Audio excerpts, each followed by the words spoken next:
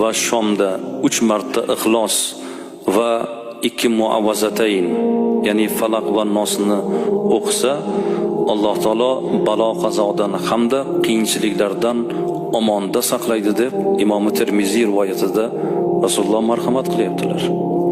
Imom Qurtubiy aytadilar: kim uyga kirishida Ixlos surasini o'qisa, kambag'allik bo'lmaydi u xonadonda degan ekanlar. Ixlos surasi o'qilgan xonadonda kambag'allik bo'lmaydi dedilar.